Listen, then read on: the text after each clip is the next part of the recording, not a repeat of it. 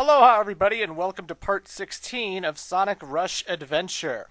So we beat the story, we defeated Captain Whisker and Johnny. We got all the Chaos Emeralds and the Soul Emeralds from going all over the ocean, defeating the Johnny races, exploring every hidden island, and everything is all hunky-dory. So now when you go into Marine's hut, this scene will trigger, and we will now be going to the final segment of the game. Huzzah! I didn't mention this before, but I don't think I really needed to clarify this, but collecting all the Chaos Emeralds and collecting all the Soul Emeralds only unlocks the final level. It does not unlock Supersonic / Burning Blaze for regular play in levels, because this is the Dark Age of Sonic, and why would anyone get the idea that they wanted to be supersonic in regular levels? What are you crazy? What are you, silly? But oh no! The Jeweled Scepter's been stolen! Again! We put it in the treasury to be safe, but someone still took it! But we defeated Captain Whisker. Who could be responsible for this?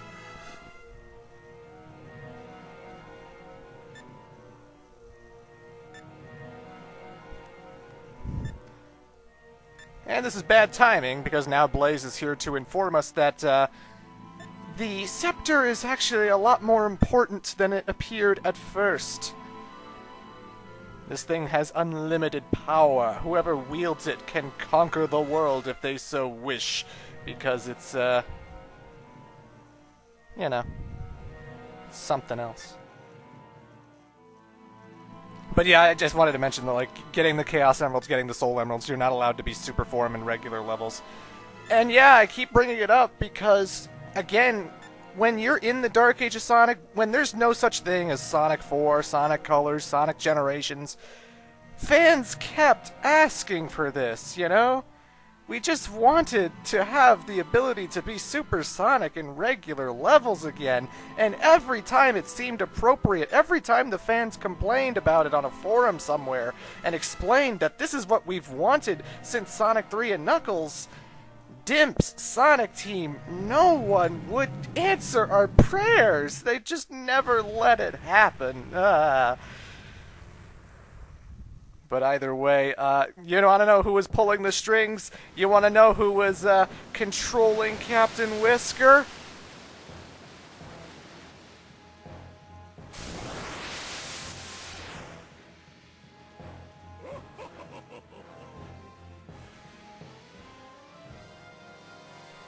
Oh, yeah! Who else could it be but the great Dr. Eggman? And he said the line! Every game has the phrase, long time no see. Every game! So there it is in Sonic Rush Adventure. Long time no see, Sonic! So Dr. Eggman has come to the Soul Dimension in order to gain the scepter, because it will get him unlimited power. And, you know, he's going to turn this place into his ideal paradise, Eggman Land! You still have that crazy idea? Blaze, you were only there for one game. Eggman's been talking about Eggman Land for a long, long, long time. He mentions it in Zero Gravity, he mentions it in Sonic Adventure 1, I think he mentioned it somewhere in the Sonic Rivals games. Eggman Land will be a thing, goddammit! It will be a thing, and everyone will think it's the hardest level of all time. Mark my words! But yeah, Dr. Eggman stole the Jeweled Scepter. What do I plan on doing? Oh, I think you already know that, don't you? I'm the villain! I'm not gonna be doing anything nice with it. Come on, Sonic. You know me. And you know me. Oh, boy. So Eggman Nega is also here. And I honestly think including Eggman Nega is actually kind of weird because, you know, they hinted towards one master. You know, Captain Whisker talked about you'll face his wrath. And when we see the silhouettes at the end credits there's one Eggman going to steal the scepter, you know? So I just assumed that this was only Dr. Eggman. And this game came out after Sonic Rivals. And again, here's the thing.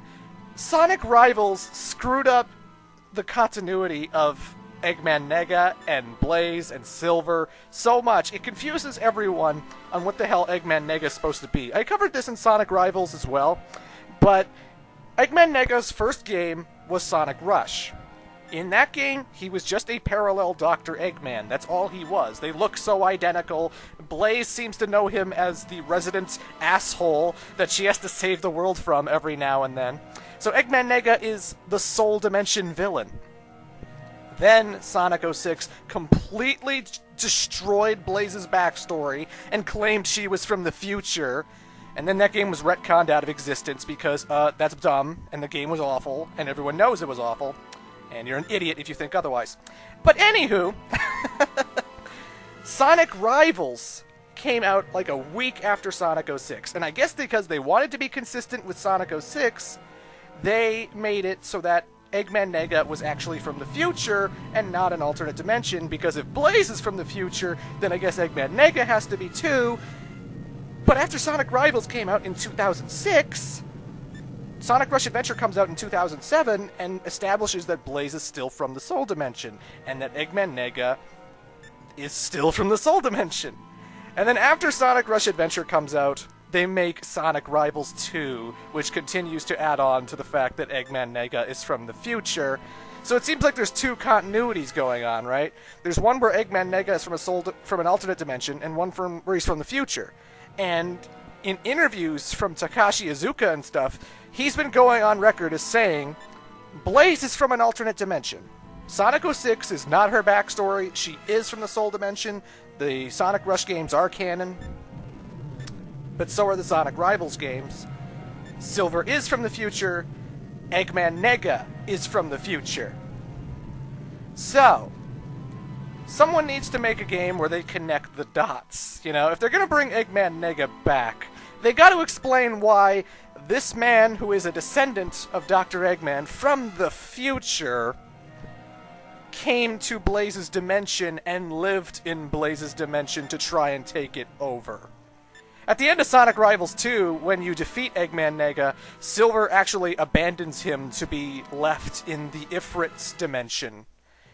The Ifrit being a fire monster that was very similar to Iblis from Sonic 06. And yeah, this series is all jumbled. It's like a rope that just keeps getting tangled into like 2 or 3 or 4 or 5 or 6 knots, and you keep trying to untangling it, but then Sonic Team keeps tying it even more, and it's just like, you assholes.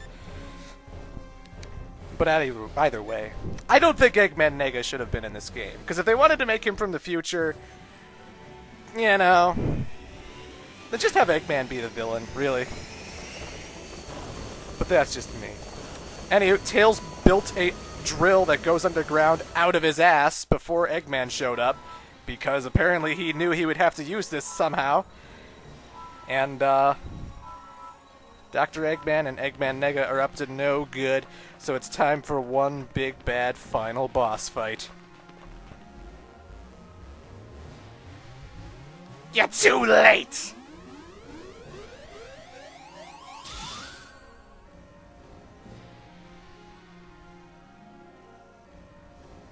By the way, this boss is known as the Egg Wizard! Yeah, the Egg Wizard. So, as you could expect, ladies and gentlemen, this is going to be another supersonic fight. Because every final boss fight in a Sonic game has to be a supersonic fight, doesn't it? It's the only way, it's the way it has to be. There's never a scenario where Sonic will gather the Chaos Emeralds right away to supersonic through everything, because, you know, dramatic intensity and whatnot. I am at last truly unstoppable!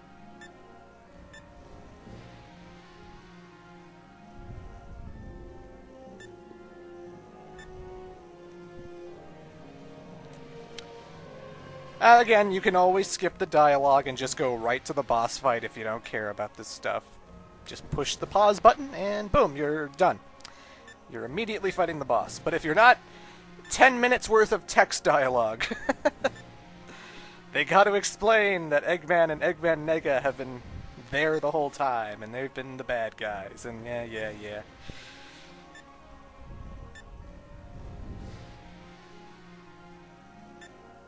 You're the princess, remember?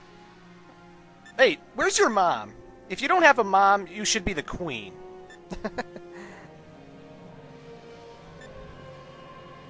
But girls can only identify with princesses, Sonic.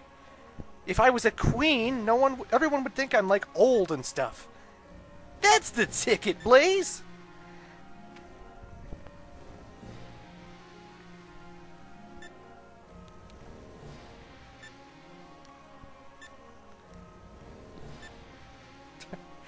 Once again, Eggman and Eggman Nega are talking in unison, saying the same things. Sometimes you gotta wonder if they choreograph that stuff. But look at all those emeralds, ladies and gentlemen. Sonic and Blaze are going to transform. And this final boss fight is a little bit different from the one in Sonic Rush 1. In this particular boss fight, you can actually switch on the fly to be either Sonic or Blaze. You can be whoever you want, and they both have a method of attacking the boss. Sonic creates like a little wave. He has a sort of melee sword wave that he creates that repels all of Eggman's attacks right back at him. So if Eggman shoots a fireball at you, Sonic will wave the fireball right back into him and damage him that way. Both Sonic and Blaze can dash, and people got all annoyed at my Sonic Rush playthrough because apparently I mistaken the fact that Blaze could dash in the original boss fight. She can dash in the original boss fight. I guess I screwed up the buttons. I swear I thought she couldn't, but either way. In this boss fight, you can use Sonic, and he will send certain projectiles back at Eggman. I don't use Sonic because Blaze has the far more useful ability, and you don't really need to switch to Sonic at any point ever. It's just sort of like preference, really. If you run out of rings, obviously the match is over. So when the fight starts up, collect all these rings, you'll need them. Run to 0, you die. Push R to switch from Sonic to Blaze, and it doesn't take away rings when you switch to the other character. But this is all I do. I switch to Blaze because when you hold the Y button down, she charges up a shot, and when you let go of it, she shoots a fireball at Eggman. And so you don't have to wait for Eggman to shoot something at you to repel it back at him.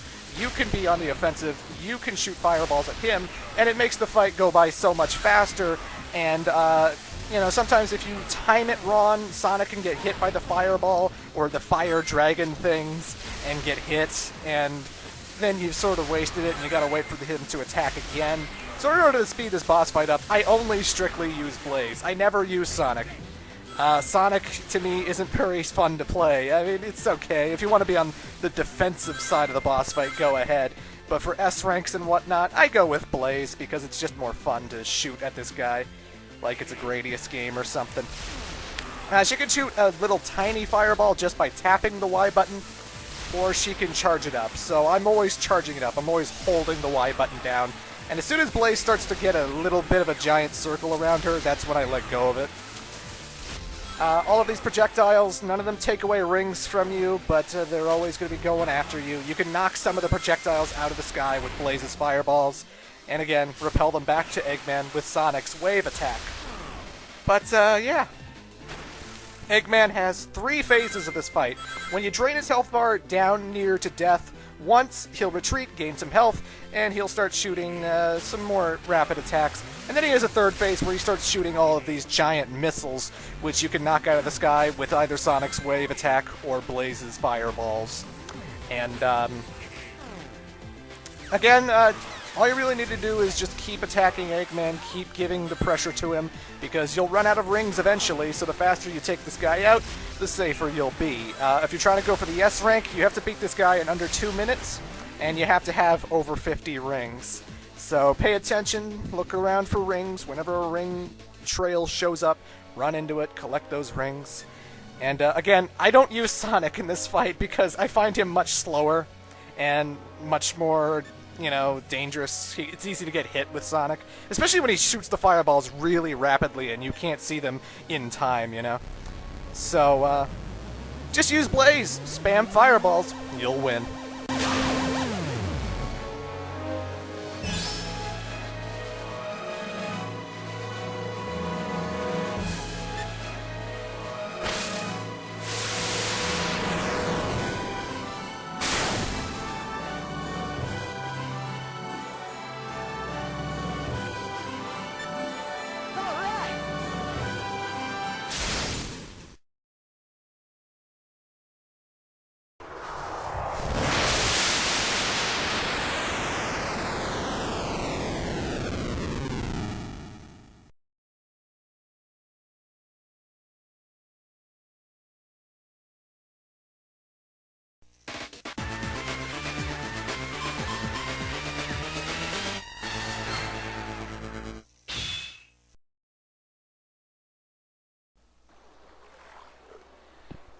And so, yeah, ladies and gentlemen, that is Sonic Rush Adventure. That was the final boss. That is the game. Now we're going to have our nice sensual goodbyes. This is the last time Blaze... Okay, that's not true. I was going to say this is the last time Blaze becomes a playable character.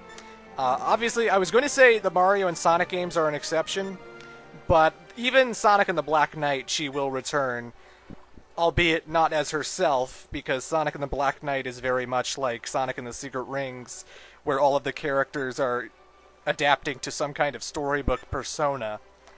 But, you know, Blaze the Cat, she's not going to be playable in another Boost-type game.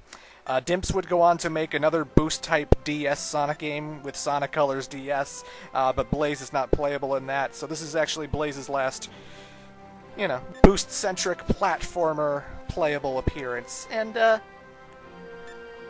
like the Sonic Rush series, I do. I said this before in the Sonic Rush playthrough at the very end, but I do think that the Sonic Rush games are way better than the Sonic Rivals games. The Sonic Rivals games have a lot more of a really strict pressure kind of thing, where you have to race against the AI all the time. The movement in those games was pretty slow and clunky, and, you know, you would air dash and air dash a lot and spam items, and it was okay. It wasn't, like, the best ideal way to play Sonic, but it wasn't, like, you know, the worst thing ever. But, you know, the Sonic Rush games are fantastic. I think Rush Adventure, despite adding in, you know, the sailing around aspect, lots of text-heavy story, you kind of wish there was all cutscenes and stuff, but, you know, I think it's pretty charming, and even though this is in the dark age of Sonic, I'm here. This is why I wanted to do the Sonic series. This is examples of why I wanted to point out that certain Sonic games are not as bad as the gaming media will have you believe, you know? As even the Sonic community will have you believe. And in fact, in that case, I'm really excited to play Sonic Lost World, because people are shitting on Sonic Lost World, and I want to express what I like about the game when I get to that. But that won't be for, like, years. Because I still have to get to all the other games, so it's going to take a while. But, you know, when I got to a game like Sonic Heroes, I was telling people, no, this game's good. Fuck the haters. I like Sonic Heroes. I don't care. You know, I get to the Sonic Rush series. I played Sonic Rush Adventure for the first time this year, so I didn't know it was going to be as enjoyable as it was. I always heard from, like, fan reaction and, like, reviews and stuff that it wasn't quite on par with the original Sonic Rush. And I didn't know if that meant the level design was cheap. I don't know if that meant that the sailing was really obnoxious and clunky and awful. So, you know, playing it for the first time this year, I was pretty impressed with what I played, you know? I was expecting a mediocre title. I was expecting something on level with the Sonic Rivals games, and, possibly worse, but I like it. My opinion of Dimps went up a little bit because of this game. I was just like, you know, people shit on Dimps all the time, but this game's pretty decent, pretty alright. I like it. I think some of the levels are pretty easy. You know, some of them play themselves, but when it's with a nice atmospheric story like this, with the whole Soul Emerald thing, the Coconut Crew, and upgrading the island and all this junk. It's got a charm to it. It's got a lot of funness to it, you know. I would totally recommend Sonic Rush Adventure. I would not recommend Marine the Raccoon, though. She can die in a fire. Never come back, Marine. Never, ever, ever come back. You horrible, horrible, horrible animal, you.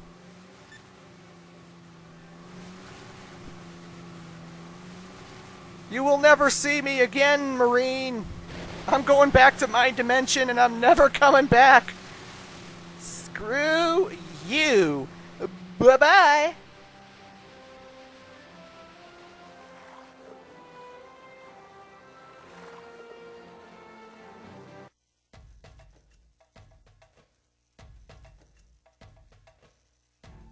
But, yeah. Again, that's Sonic Rush Adventure. I think the soundtrack, not as good as the original Sonic Rush. Hideki just did such a fantastic job with that original game. Like, I can literally listen to every song, you know, whether it's Water Palace, whether it was Deadline, whether it was Altitude Limit, and just rock out, you know. This game has alright soundtrack. I can't really remember. Like, unless I'm playing it, I can't even tell you what Machine Labyrinth sounds like. I'm literally in the middle of an LP of this game, and I still don't know what Machine Labyrinth sounds like on the top of my head right now, you know? And I can barely remember what Pirate Ship level looks like. That's not even the name of it. What is it? Haunted Ship. Haunted Ship. So the music's... it's alright. It has some hits. Thank God for a new venture. Thank God for the boss theme. Thank God for Pirates Island. I love the Pirates Island theme so much. So, you know. Alright soundtrack. The boost gameplay works pretty well, even though this game is a lot easier than the first Sonic Rush. So it's a little bit more recommendable than the first Sonic Rush, because, you know, this is a game for, like, more casual gamers who might get overwhelmed by the boost thing to get into. So yeah, I just wanted to make this LP and show off that this is a good game. I like it. I think it's pretty damn decent. And I'm glad I played it. And, yeah. People expecting me to get to the next DS Sonic game that had, like, lots of boosting and stuff. Sonic Colors on DS. People always consider Sonic Colors on DS to be Sonic Rush 3. Even though I still consider it a Sonic Colors game. But, I will get to that eventually, but I still got lots of games in between there, you know? I gotta play Sonic Unleashed. I gotta play Sonic and the Black Knight. I gotta play Sonic 4. I gotta play Sonic Free Riders. So unfortunately, Sonic Colors will not be arriving for a long, long time, because I still have a lot of games from here to there. So one day we'll get to Sonic Colors DS. I will do it, but, yeah. Oh, by the way, the credits ruined the Eggman surprise in the first set of credits, because they explain right there, Dr. Eggman, Mike Pollock. And I was like, we haven't seen Dr. Eggman. Oh, shit, I guess Dr. Eggman's in this game. Thanks, end credits. Thanks for spoiling that. What's next in the Sonic series? Well, let's see. Let me take a look at the list. Oh, yes. I'm going to be doing a small Let's Look At video on the DS version of Mario and Sonic at the Olympic Games, because that's next. I've already beaten Rivals 2, Zero Gravity, so when I do this Olympic game, I'll actually have been caught up finally again. So, we're going to look at the DS version of Mario and Sonic next. It'll be one video. I will be taking a week off because it's Christmas and New Year's now, and I want to enjoy the holidays. So just give me a week, because, you know, I want to enjoy my holidays, kiddies. I want to enjoy my holidays. Till then, this has been a fantastic game. Totally recommend Sonic Rush Adventure. I am the Great Clement, ladies and gentlemen. It has been fun. And, yeah, toodles. Now I know what you're thinking. You think I'm going to blame Eggman Nega for the plan failing, and I'm not going to do that. I'm not. It was Captain Whisker's fault. That stupid bumbling robot. Son of a bitch!